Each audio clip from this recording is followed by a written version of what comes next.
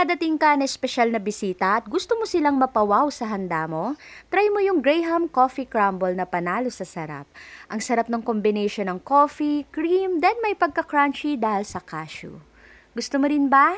Tara, luto tayo. Bali sa recipe na ito ay kakailanganin natin ng all-purpose cream na na-chilled overnight. At mas maganda, nagagamit tayo ng electric hand mixer para mapadouble yung volume nito. At once na ganito na yung consistency ng ating all-purpose cream, mag-add na tayo dito ng condensed milk. Kung mapapansin niyo na hindi na runny yung ating condensed milk, same kasi sa all-purpose cream, chilled overnight din ito para maging maganda yung consistency ng ating cream mixture.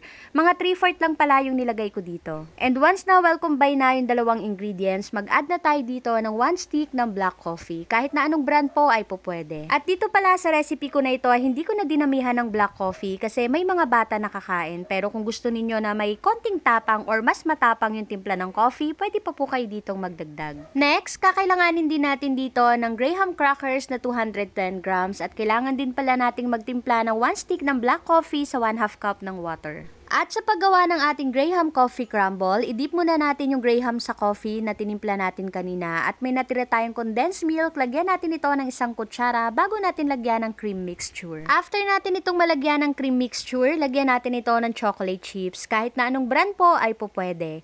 Pero ako ang gamit ko dito ay yung Goya chocolate chips, then maglagay din tayo ng cashew nuts para mas lalong sumarap. Ito yung first layer ng ating ginawang dessert. Ulit-ulitin lang natin ito hanggang sa mapuno yung lagayan na gagamitin natin. Mga 3 layers yung nagawa ko sa lagayan na ginagamit ko.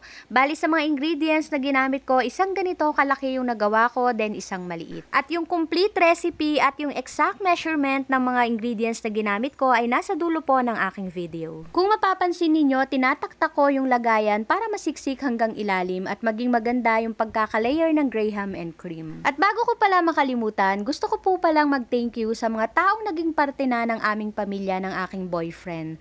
Mga taong unang naniwala sa kakayahan ko na magluto. Sila yung magaganda at gwapong members ng Learning and Development Team ng Quantrix. Thank you so much po sa inyong lahat at love na love namin kayo. At sa paglalagay ng toppings dito sa ating ginagawang dessert, nasa sa inyo na po kung gaano karami ang ilalagay ninyo. At syempre, mas marami, mas masarap. And after natin itong magawa, ilalagay natin ito sa freezer overnight bago iserve. So kung naghahanap ka ng masarap na dessert at gusto mong mapawaw ang mga bisita mo, ito na ang sagot. Graham Coffee Crumble. Yung lasa nito, grabe, kahit kami nagulat sa sarap. Sakto lang yung tamis, may konting tapang ng kape, creamy, then crunchy. Sigurado, pag ito yung hinanda mo, baka hindi pa nag-i-start yung party or yung handaan, ubos na to. Gusto mo rin ba? Tara, kain tayo.